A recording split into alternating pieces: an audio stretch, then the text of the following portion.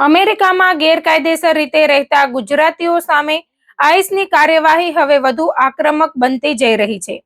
શિકાગોમાંથી સામે આવેલા વધુ એક કિસ્સાએ અમેરિકામાં વસતા હજારો ગુજરાતીઓમાં ચિંતા વધારી દીધી છે.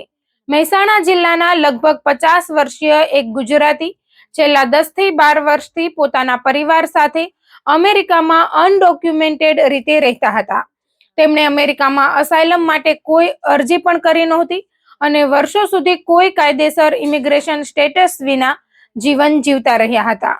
પરંતુ હવે આઈસની કાર્યવાહી દરમિયાન તેઓ ઝડપાઈ ગયા અને આખરે ભારત ડિપોર્ટ કરવામાં આવ્યા. જો કે આ સમગ્ર ઘટનાનો સૌથી મોટો ટ્વિસ્ટ ત્યારે આવ્યો જ્યારે તેઓ દિલ્હી એરપોર્ટ પર ઉતરતા જ પોલીસ કસ્ટડીમાં પહોંચી ગયા. આખરે એવું શું બન્યું કે અમેરિકાથી ડિપોર્ટ થયેલો વ્યક્તિ ભારત પહોંચતાની સાથે જ જેલમાં ગયો.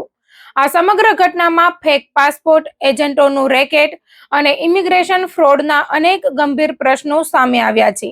માહિતી મુજબ આ ગુજરાતી શિકાગો નજીકના એક ટાઉનમાં પોતાના પરિવાર સાથે રહેતા હતા. આઈસ અધિકારીઓએ તેમની ધરપકડ કોઈ રેન્ડમ ચેકિંગમાં કરી નહોતી. સૂત્રોનું કહેવું છે કે ધરપકડ પહેલા લગભગ એક અઠવાડિયા સુધી તેમના પર સતત નજર રાખવામાં આવી હતી. તેઓ ક્યાં જાય છે, કોને મળે છે અને કયા રૂટથી અવરજવર કરે છે તેની માહિતી એકત્રિત કરવામાં આવી હતી. ત્યારબાદ એક દિવસ તેઓ ઘર બહાર કાર લઈને નીકળ્યા ત્યારે આઈસ અધિકારીઓએ રસ્તામાં તેમની કાર રોકીને તેમની ધરપકડ કરી હતી. સ્થાનિક વર્તુળોમાં એવી પણ ચર્ચા છે કે તેમની જ ઓળખાણના કોઈ વ્યક્તિએ આઈસને માહિતી આપી હતી, જેના આધારે આ કાર્યવાહી કરવામાં આવી. ધરપકડ બાદ તેમને ડિટેન્શન સેન્ટરમાં રાખવામાં આવ્યા હતા. તેમના વિરુદ્ધ ફાઇનલ રિમૂવલ ઓર્ડરની પ્રક્રિયા આગળ વધી રહી હતી. કાયદાકીય રીતે બચવાની શક્યતા ઓછી જણાતા તેમણે લાંબી કોર્ટ લડત લડવાના બદલે સ્વેચ્છાએ રિમૂવલ પેપર્સ પર સહી કરી દીધી હતી. ત્યારબાદ લગભગ 1 મહિના સુધી ડિટેન્શનમાં રાખ્યા પછી તેમને ભારત મોકલી દેવામાં આવ્યા હતા. જો કે તેમના પરિવારના અન્ય સભ્યો, તેમાં પત્ની, દીકરો અને વહુનો સમાવેશ થાય છે, હજુ પણ અમેરિકામાં જ હોવાનું અને તેઓ પણ કાયદેસર સ્ટેટસ વિના રહેતા હોવાની આશંકા વ્યક્ત કરવામાં આવી રહી છે.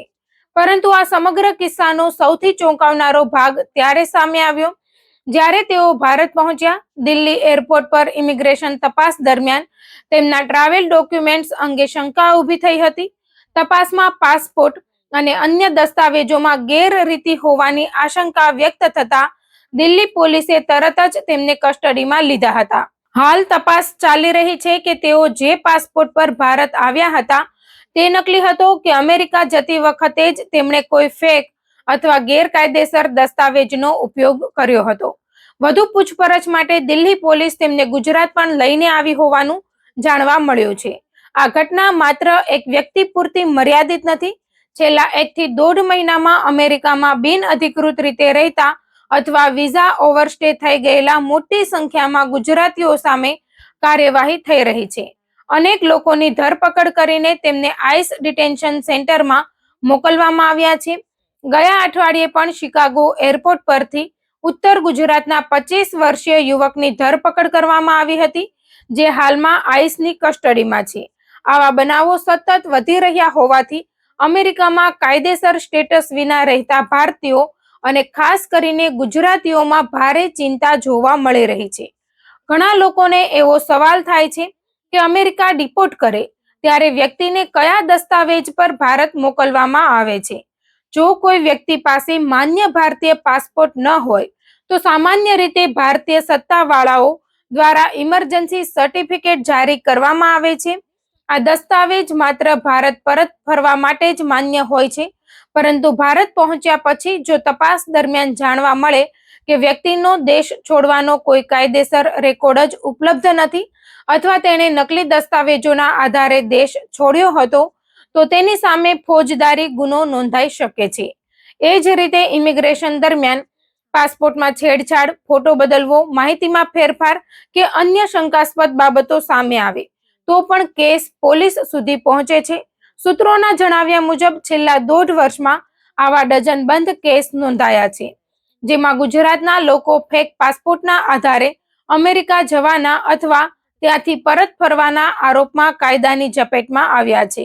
ઘણા લોકો એવું માને છે કે ડિપોર્ટેશન પછી બધું પૂર્ણ થઈ જાય છે, પરંતુ વાસ્તવમાં ભારત પહોંચ્યા પછી પણ કાયદાકીય મુશ્કેલીઓ શરૂ થઈ શકે છે. આ સમગ્ર સમસ્યામાં એજન્ટોનું મોટું રેકેટ પણ સામે આવી રહ્યું છે. અમેરિકામાં કાયદેસર સ્ટેટસ વિના રહેતા ઘણા ભારતીયો ભારતીય દૂતાવાસ અથવા કોન્સ્યુલેટમાં જઈને સહેલાઈથી પાસપોર્ટ રિન્યૂ કરાવી શકતા નથી, અથવા તેઓ ત્યાં જવાથી ડરે છે. આવી સ્થિતિનો લાભ કેટલાક ગેરકાયદેસર એજન્ટો ઉઠાવે છે. તેઓ $2000 થી $3000 સુધીની રકમ લઈને પાસપોર્ટ અથવા ટ્રાવેલ ડોક્યુમેન્ટ્સ બનાવી આપવાનો દાવો કરે છે, પરંતુ કેટલાક કિસ્સાઓમાં તેઓ નિયમિત પ્રક્રિયા કરવાના બદલે અન્ય વ્યક્તિના પાસપોર્ટમાં ફોટો, સરનામું અથવા અન્ય વિગતો બદલીને નકલી દસ્તાવેજ તૈયાર કરી દેતા હોવાના આરોપો સામે આવ્યા છે. ઘણી વખત દસ્તાવેજ લેનાર વ્યક્તિને પણ ખબર હોતી નથી કે તેની પાસે રહેલો પાસપોર્ટ અસલી નથી. આ પ્રકારની છેતરપિંડીનો એક કિસ્સો 2025માં પણ સામે આવ્યો હતો. ન્યૂ જર્સીમાં રહેતો ચરોતરનો એક અનડોક્યુમેન્ટેડ યુવક પોતાની પત્નીની સ્પોન્સરશિપના આધારે ગ્રીન કાર્ડ માટે પાત્ર બન્યો હતો, પરંતુ પ્રક્રિયા પૂર્ણ કરવા માટે તેને ભારત આવવું જરૂરી હતું. તેણે ન્યૂયોર્કના એક એજન્ટ મારફતે પાસપોર્ટ મેળવ્યો. ભારત પહોંચ્યા પછી ઇમિગ્રેશન ક્લિયરન્સ દરમિયાન અધિકારીઓએ તપાસ કરતા તેને ખબર પડી કે તેની પાસે રહેલો પાસપોર્ટ નકલી હતો. ત્યારબાદ તેની સામે પણ કાયદેસરની કાર્યવાહી શરૂ થઈ હતી. ફેક પાસપોર્ટના આવા કેસોમાં મોટા ભાગે કોર્ટ અંતે હળવી સજા કરે છે અથવા કાયદાકીય પ્રક્રિયા પૂર્ણ થયા પછી રાહત મળે છે, પરંતુ ત્યાં સુધી વ્યક્તિએ પોલીસ, કોર્ટ અને તપાસ એજન્સીઓના અનેક ચક્કર કાપવા પડે છે. કેટલાક કિસ્સાઓમાં તો એજન્ટોનું નામ જાહેર ન કરવા માટે દબાણ અથવા ગેરકાયદેસર ઉઘરાણી થતી હોવાના પણ આક્ષેપો થયા છે. એટલે કે ફક્ત અમેરિકા જવાની ગેરકાયદેસર પ્રક્રિયા જ નહીં, પરંતુ ત્યારબાદનું સમગ્ર નેટવર્ક પણ ઘણા લોકો માટે મોટી મુશ્કેલી બની જાય છે. કલોલના એક યુવકનો કિસ્સો પણ નોંધપાત્ર છે. કેનેડા બોર્ડર પરથી ઝડપાયા બાદ તેને અમેરિકાથી ડિપોર્ટ કરીને દિલ્હી લાવવામાં આવ્યો હતો.